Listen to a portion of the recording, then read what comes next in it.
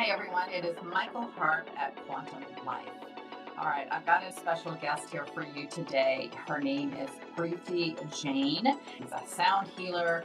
She has an amazing, incredible story. Preethi, I just want you to start a little bit about your background and the journey that you've been on.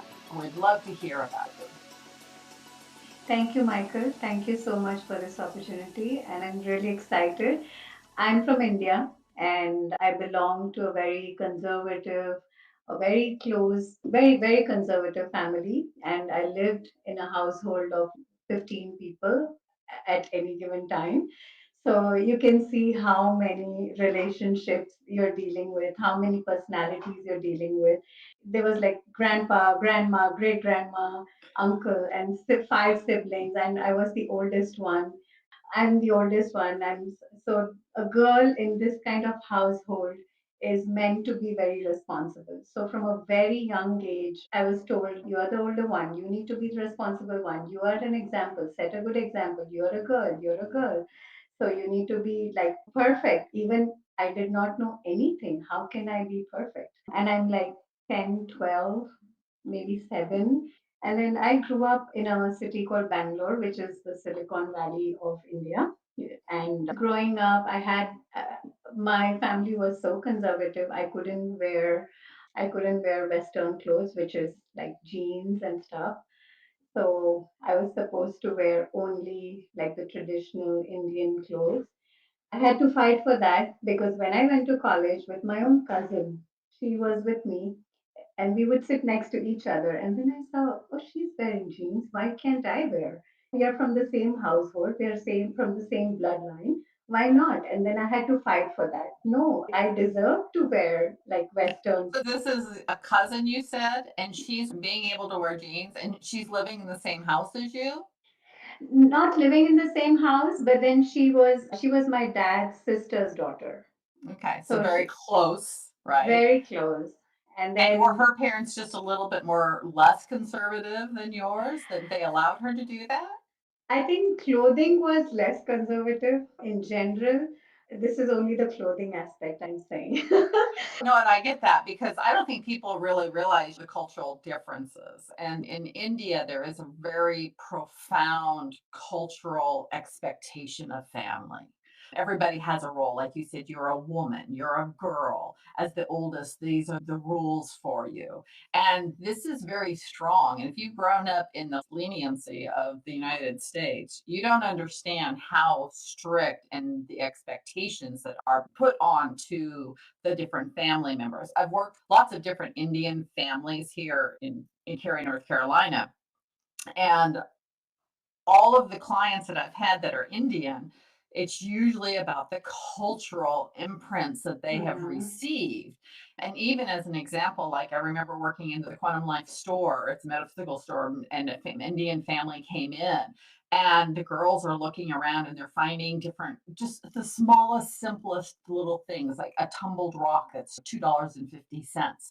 And they're asking their father if they could have one. And it was absolutely no. No, they're probably like 15, 16 years old. And then there was this like 9 or 10-year-old boy that was the son of the same father.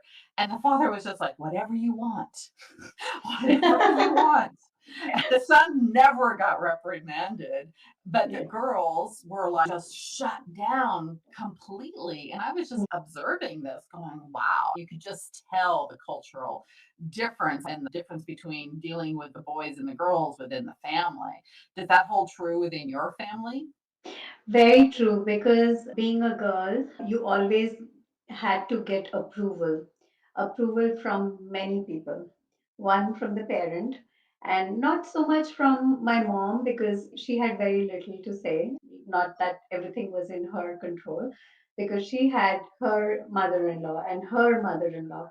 So then the approval comes from so many places for me. So it's always I'm seeking approval from an elder person, if not one, there were like 2, 3 people. So it's always getting the approval. If somebody said no, then that's it. It's a no. But then sometimes I was stubborn. I think you have to be stubborn to try to overcome that. All right. Yeah. So, and I didn't mean to interrupt your story about here you are in college and your cousin's able to dress, and you fought for the right to wear the jeans. Right. And were you able to succeed with that?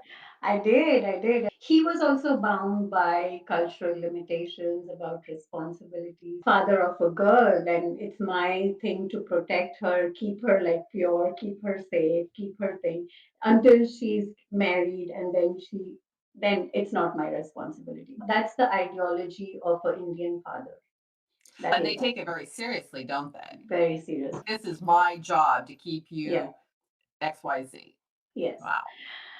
And then even my schooling was in such a place, it was very clear and evident that I was supposed to go only to a girls' school, all girls' school, no boys' school, no co-ed, nothing. So everything happened only with girls around and the school.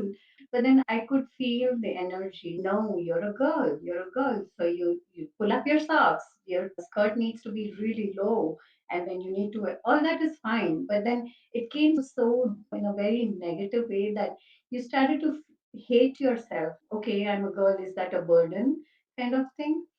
So About those beliefs that kind of got instilled in you about being a girl. What did you think of yourself at that age? And are we talking like your late teens, your early 20s? When is this for you? yeah, I realized being a girl as a burden was more when I was in college, when I was like a young adult. And then slowly, when relatives start talking about, oh, she's a young girl now, you better get her married. And in Indian culture, back those days, they would get the child, get like the girl married very soon. Like my mom got married when she was 16, and Mm. I she had me when I was 17 or 18 probably. So that young. Luckily I didn't get married that early. But Did they want then you to get married that early? yes, yes, Were they that's why. finding you like suggesting Hmm. going, hey, this guy would be good? Yes, many. But And did you see what was creating within you this resistance to that? so I was okay, but then I was very young, and then I knew that this is the path for a very typical Indian, this Jain family household girl. So I was pretty open, and I knew I can choose somebody for myself. So I you got a voice in who you wanted to marry? Because from my understanding is not all Indian girls even get a No, voice. I did not. I did not. So it's my point is like being a girl, okay, is a big responsibility and a burden. This is when I realized when my dad sent me to college, and I was the first girl to go to the college, get my degree in my family. And it's a big deal. So then my great grandma would they would say, "Oh, how are you going to find a groom for her? You're educating her so much." And luckily, my parents were very open minded. They gave me the best schooling, best they anything that you could learn, anything. So I want to share a small story in the big story that there's this.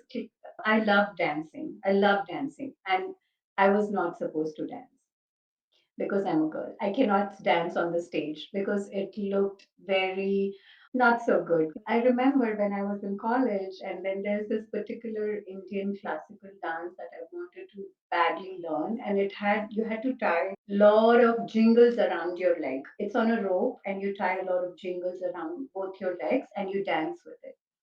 So that would just mesmerize me. And then I found a class, I found a teacher who close to home.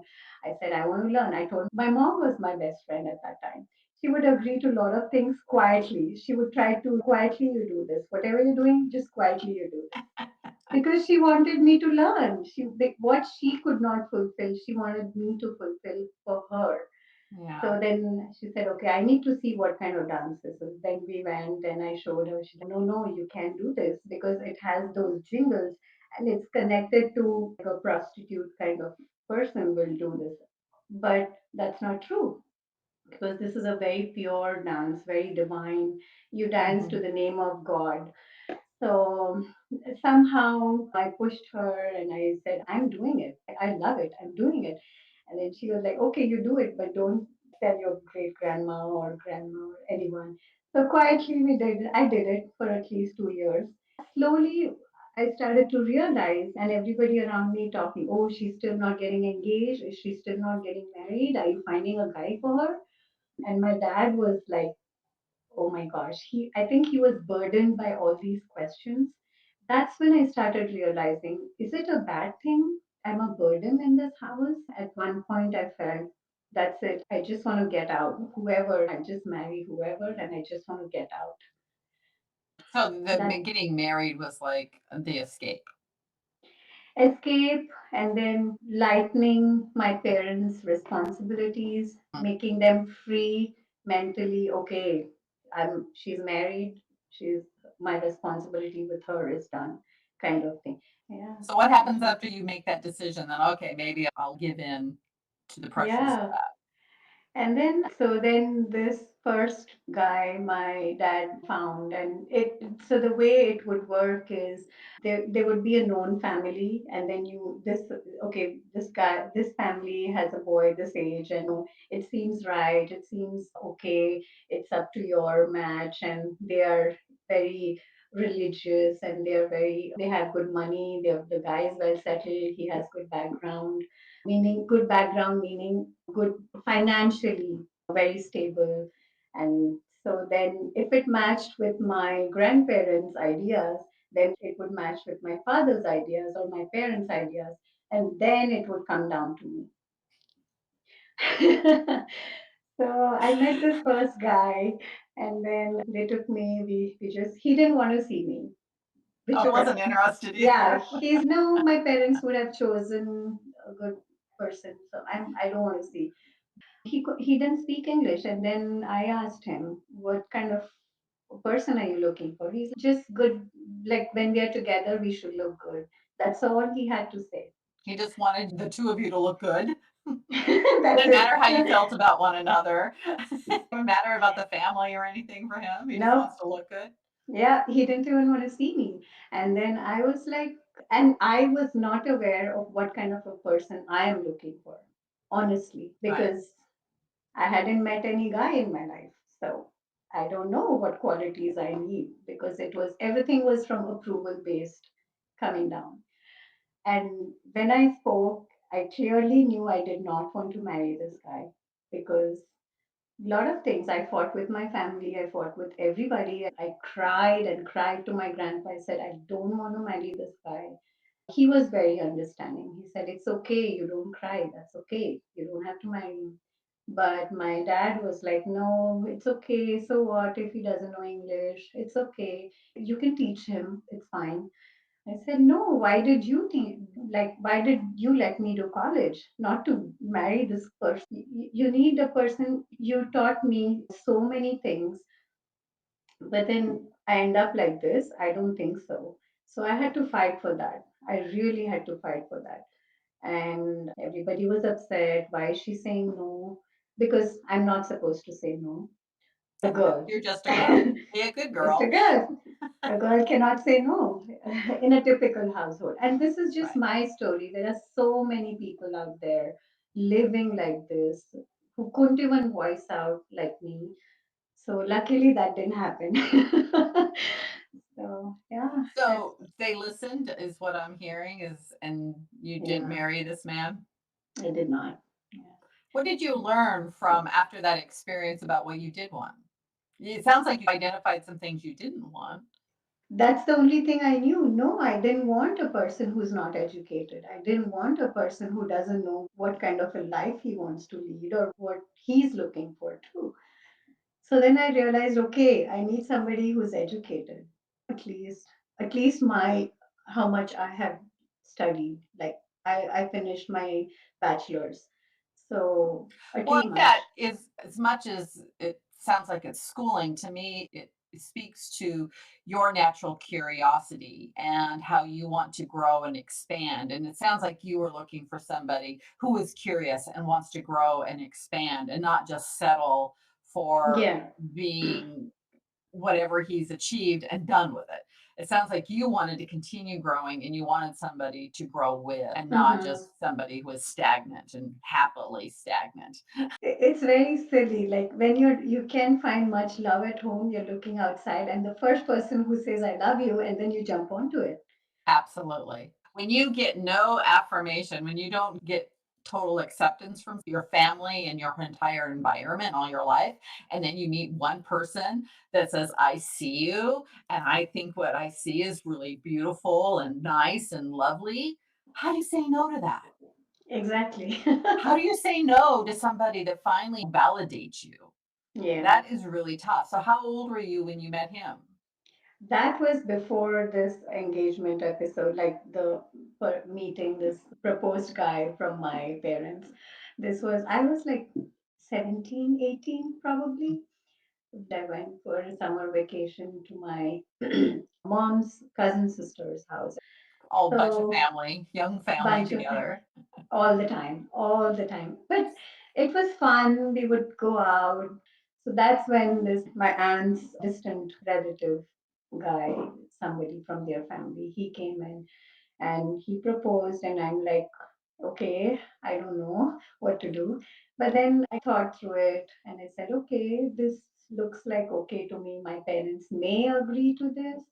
So let me talk to my parents about it. And mm, they were totally against it. They said, no, you can, we can go with this relationship ahead.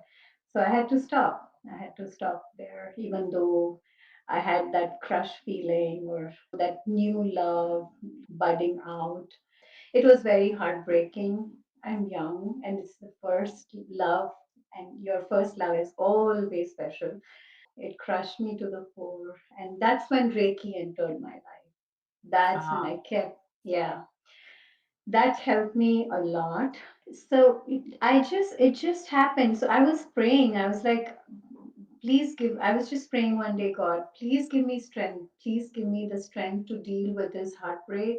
And I really want, I need you and give me the power and the strength. And that's when suddenly a friend, she said, hey, this teacher is teaching a class on personality development and she's going to teach Reiki. And then I said, that's it. I'm learning it. I don't know what it is. I'm just learning it. And then I completed my level one and two. I found a lot of relief through it.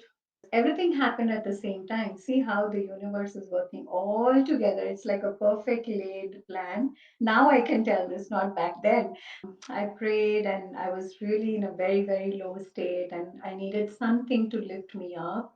And I was prayers were I kept praying, and then this class came along. There was this personality development, like she was teaching, and she at that time, that teacher, still today, she's oh my gosh, God sent. So she's mentioned about Reiki, and we were like, okay, what is Reiki? And something clicked, and then she said positive energy. I said, that's it, that's it, that's what I need, that's what I need, and I just jumped into it without even thinking. So that positive energy word that clicked in my mind, and I even love what though you said that you jumped into it without thinking, because the yes, thinking part is what makes us stop and yeah, question and yeah, hesitate. yeah, Sometimes we just have to jump in and yeah, move. yeah, Oh, that's awesome. and yeah, and a lot of decisions for me is always jumped in. Yeah, but you know what I love about this is that you're not still stuck at home in an oppressive household that is all fighting and struggling. You have shifted your life completely. Here you are in the United States. You are living a life that is beyond what I'm guessing the majority of your family has achieved. Definitely. It's, oh my gosh, it's a tremendous, tremendous change. I'm a very different person. Right. So, what was your pivotal point? What was this turning point in your own self empowerment and personal growth? I think when I started doing Reiki a lot, something within me just wanted to do it every day. And I would do it for my mom. I would do it like practice, practice, practice every day. That's how like bigger blocks came in. And then and biggest blessing that I found my husband. And this was a third person my parents found. Third time's the So charm. third time is a charm. So I was happy with him. Like he was very educated, very calm. Although the conditions that we met were not very great. His grandpa was sick. He flew down from US to India and he was still jet lagged. We saw each other in person. He couldn't speak much, but I was the one asking more because by then I was empowered, the third person I'm meeting. I know what to ask. So back those days, you could just like you meet once and then it's mostly a yes. If you didn't rebel. So he met me again. He said he was in doubt. He's like, why is this girl telling a yes for me? What am I? Why do you want to get married to me? What did you see in me? So he was funny. He's my husband now. We met again, and then he's, are you sure you want to marry me? I said, yeah. Why do you want to marry me? I said, you're educated, you seem to be smart, and then you seem to be very decent. You know what you're talking, you have some sense in you. We were engaged after the second time, we were engaged. And then he came back here to the States. He was working, and that got married here, came, and there's like nobody. It's just the two of us in the house. It was good for us that we bonded, but at the same time, this like less noise and nobody to tell you constantly, nobody to seek approval from. It's you have to. There was a little anxiety or fear that, oh, am I doing the right thing? Nobody's telling me what to do. I'm not seeking approval from anybody. So, am I doing the right thing? And my husband's very open minded. He has a great sense of humor. He's very open minded. What I saw, like from my perspective back then. So I'm like, okay. And he would be like, yeah, just do what you want. Why are you like so why are you thinking about it? Those kind of things.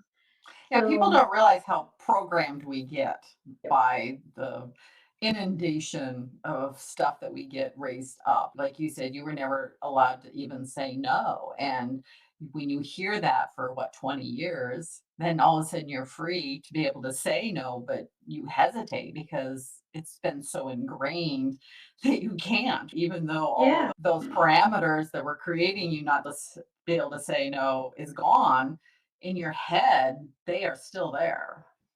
it's still there. And then if you take a decision, if I took a decision for myself, did I do the right thing according to whom? Like back, I would think in perspective of my family, in perspective of my parents, and to some extent, maybe my in laws that, okay, if I had to tell this, is it the right thing? Is it the right thing I did? Or whatever, those kind of things. What has been the biggest challenge?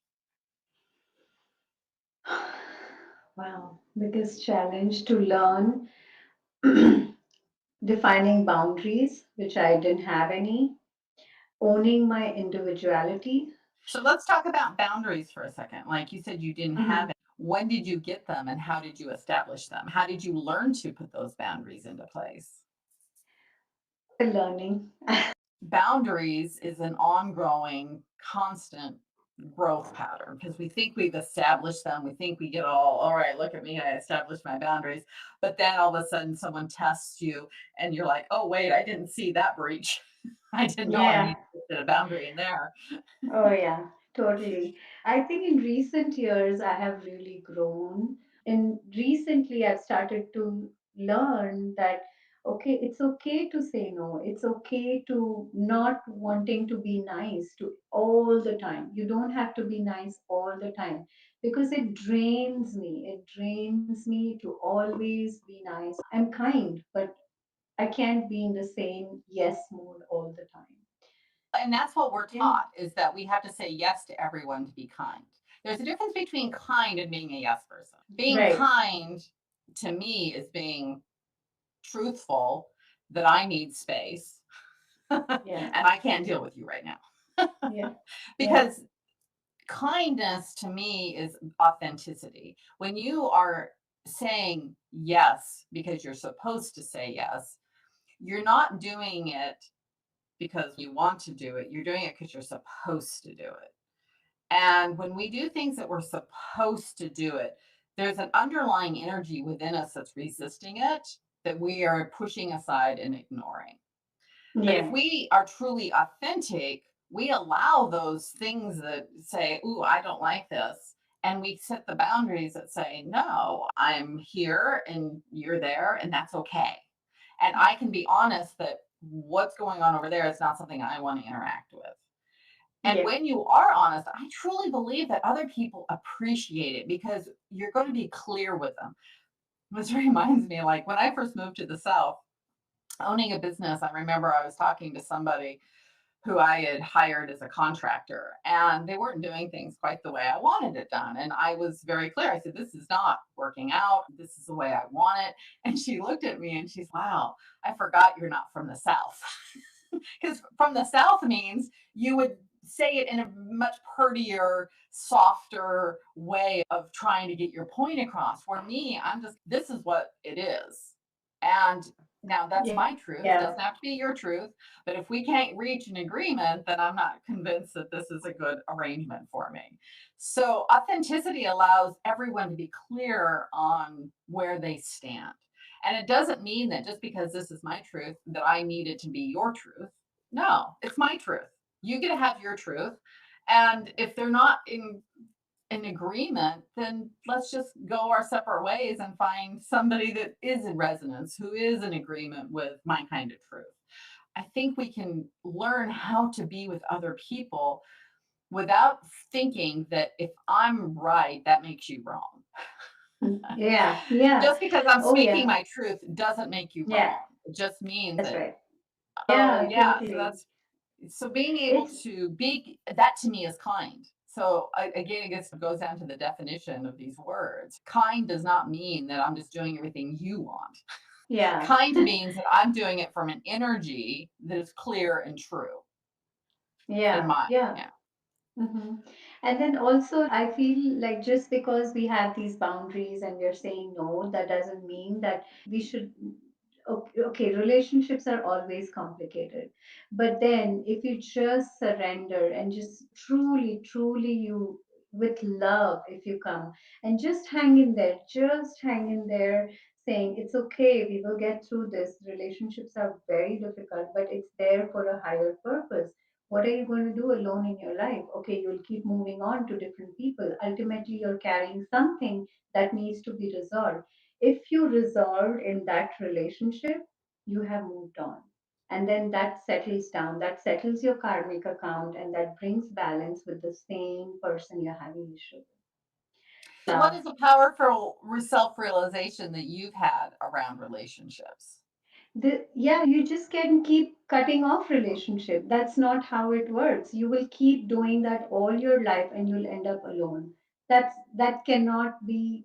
We are humans. We need people. We need relationships. Yeah, we do go through phases because then it's something within us that we need to work on. It's not like the other person.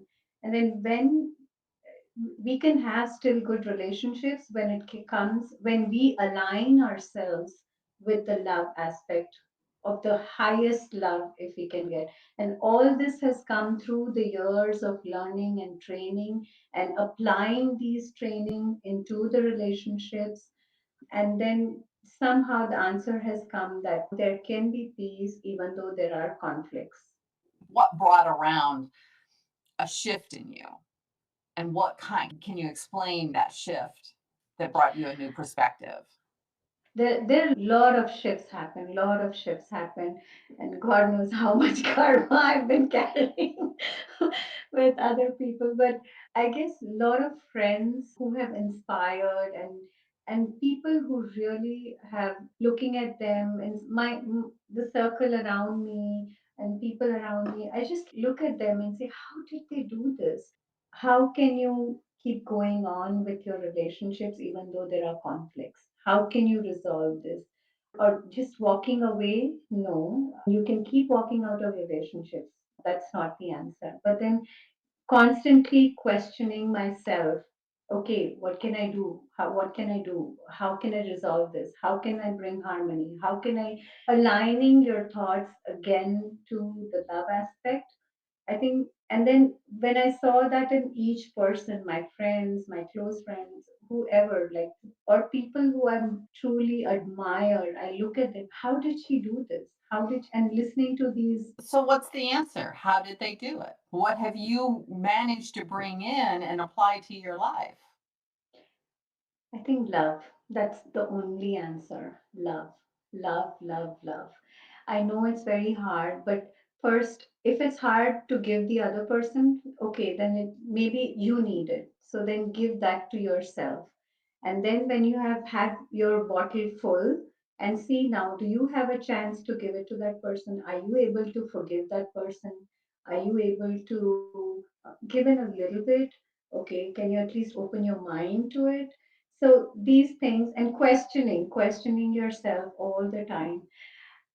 Maybe I don't have the answer, like the tagline right now, but I guess this is it.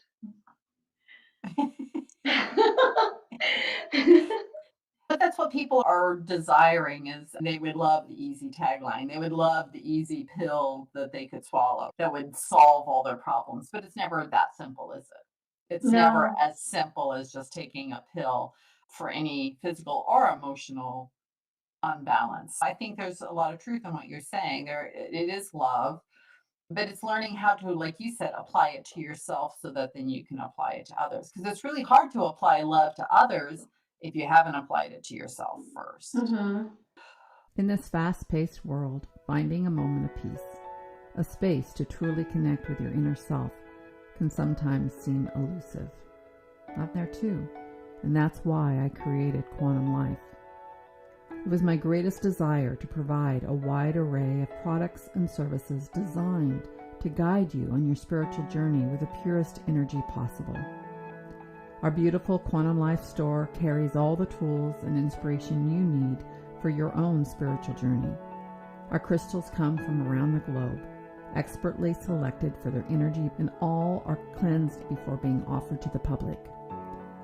We also have a full selection of tarot and oracle cards, self-empowering jewelry, books, aromatherapy, candles, home decor, and many one-of-a-kind unique gifts that you'll want to surround yourself with. Our main goal at Quantum Life is that we will assist you through your healing and spiritual awakening. We are here to help you feel at home in this new age. But Quantum Life is more than just a store. It's a community. My mission? To provide you with the tools to elevate your life and explore your potential. And whether you visit us in person or online, I invite you to embark on this journey of self-empowerment to reach the realization of your own true power. Quantum Life is where your journey inward begins. Elevate your life and explore your potential. Well, and I was very lucky and blessed to have you as a client also. Like you did a few sessions with me that were one on Mm-hmm. one. And would you mind sharing your experience of the first session? I want to take them separately because you had such a different experience in each one of them. But that first session that we had, can you just talk about where you started, any self realizations you had in it, and how you were at the end of it? You were very emotionally in angst around a job that you had Mm-hmm. been holding. I can't remember if you had actually been, if you were still with a job or if you were just about I to was leave the still job. I Yeah. was still there, but I was thinking to quit. And you But weren't sure I if you wanted to quit, right? Yes, yes. The first session, I know it was very powerful because I felt it. Oh my gosh, the when I cried in the session, it was such a big relief. It was like something heavy just came off of me, and something reassured me that it's okay. Why are you burdening yourself with this? Yeah, and And I really then want to stress how burdened you felt when you came in. Like it felt very dark. It felt overwhelming. You didn't know what to do. And I'm not trying to put words in your mouth, so feel free to express. But I really, you tend to be, I don't feel like you always share how down you really were when you came in on that session. very confused. I guess I didn't have the courage of even owning to say a no or to decide to quit. Well, that's or even intriguing about you saying that you couldn't even say no. Do you feel like you really had wanted to say no, but you had been holding it in? hmm and I think I needed that outside push or that trigger to say it, that And I want to yeah. share that, like, I didn't Mhm. tell you, like, it was not me saying you need to do this. It was a Yeah. self-realization that happened in the Oh thing. yeah. Like, I Y- just shifted the energy and all of a sudden you had clarity. Was that fair? Yeah, you didn't tell me anything. You were just doing the process of getting pinpointing and breaking it down, opening the layers by layer, because you were identifying those things. And then slowly you were opening it up. And then at one point I was like, okay, and something released and a lot of clarity came in. And then I was like, oh, wow, this feels good. And I was happy when I went out. And the second session, I didn't feel anything in the beginning. I didn't feel the whole Yeah, so the session because second session was probably like a month later, is that right? I don't really I remember think 2 weeks specifically. later, probably two Was it weeks only 2 later. weeks? 2 weeks later, and again, you had gotten into a negative energy, right? And I'm Very, yeah. sure and very yeah, and you didn't have the job anymore, so you'd actually moved past that, right? So then it was almost Yeah. stranger because you're like, wow, I left that. Now there's still something that's really creating this angst in me. And again, very dark. I felt very bleak. And I remember you came in and we did the session. And at the end of it, you were like, huh, like Did you didn't have I? that same, oh my God, this was Yeah. so profound. But No. and this happens sometimes with people. What happened hmm after the session though? Right. So the second After session the went one like, hour, like sometimes yeah. things don't have to happen in the Mm-hmm. 60 minutes that we're together. That Mm-hmm. the energy has to shift, it has to recalibrate, integrate. Then what happened? So I was like, second session, really? The first session was so good. I guess I was coming with that expectation that, oh, Right, it's going to right. be so You were like, I great, want like that with the same first big session. thing that happened the last time. Right. And then I'm like, I didn't feel anything. Even though tears rolled out and everything, I didn't feel anything. But then I think after I quit my job and I was not feeling good about it, and I was very, very, very low. I had a lot of self inner critic and guilt that how could I quit the job? Everybody talks about this being the perfect job and everything. How could I just say no to that? That guilt was like driving, that low I was. And then when the second session didn't go like the first one, because I think it was two different levels of energy. It was about a completely different thing, right? Yeah, yeah. And then after that, oh my God, what when I came home and everything integrated, after a couple of days, I was like, nothing is bothering me. It's okay. It's okay to say no, and it's okay not to complete it. It's okay not to. I remember those words when you said, it's okay not to complete the journey. It's fine. And that kept ringing in my, and I felt such a big relief. I said, it's okay just to say, I can do this. That's okay, because I It's okay. always believe, yeah, it's okay. It's okay if you couldn't do what you're supposed to do, if you couldn't do complete your journey or couldn't complete your thing, it's totally okay. You don't have to do it. It's all that conditioning. Yes, and that second one was so much about the conditioning, and it did take a little while to integrate. So I always like to tell people that because everyone has an assumption, kind of like you did, or expectation that everything happens in that 60 minutes.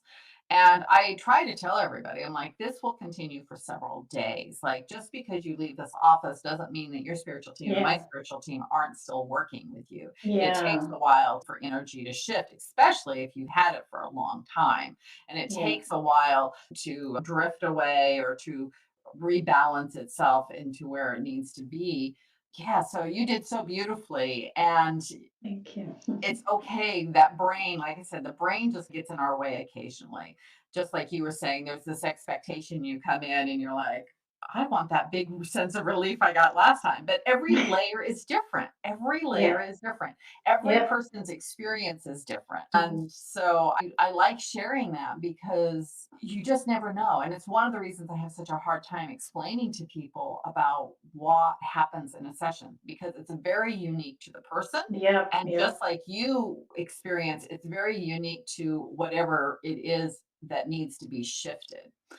So, yeah, so I so appreciate you sharing Thank your you. story with us. Thank you so much. And I think you are such a wonderful person. And I am all about self empowerment and self realization for us to really truly understand and recognize and honor ourselves. And you are doing that in your journey. And so I truly honor that. I honor you too. Thank you. Yeah. So, Thank you. is there any final words that you want to share before we wrap up? Any final words of wisdom? Get help, work on yourself, just focus on love, focus on the positive aspects, which I'm sure everyone's doing that, everyone's doing their best. Social media nowadays just mislead us so much that it they tell us you're supposed to be this way in order to be on a podcast, or you're supposed to be this way. That's we're looking at that picture, but then are we looking at what behind the scene everybody's gone, like deep down, like that iceberg picture, like above the water and below this, like so much stuff. Oh, Th- yeah. yeah, so they have that stuff too. Don't feel less of yourself. Yeah, we all have so much stuff. And I think you must be Mhm. referring to the iceberg picture where the majority of the iceberg is underwater, which is That's all of right. our subconscious and all of our unresolved That's right. issues are lying. And there's just this Yes. little peak that's floating above the water that everyone else sees. And yet we're Yes. having to really deal with the whole iceberg of ourselves Yeah. to navigate life, right? Yeah. Oh my gosh, you nailed it.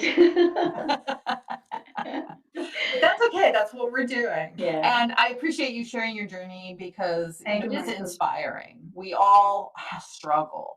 And, when you and I first started talking, you're like, have I completely succeeded? And it's not about completely succeeding, it's about Right. every peak and valley that you work your way through.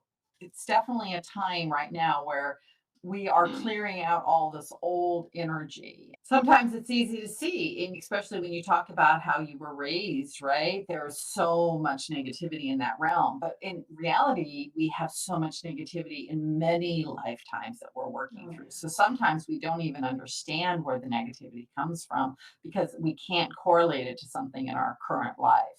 So it's okay though, and there can be help. And it's just about resolving it, taking care of that iceberg so that you can mm-hmm. focus on the love and have an empowering life. Yeah. Yeah. Thank you, Awesome. Michael. Thank you so much. Preeti, namaste. Namaste.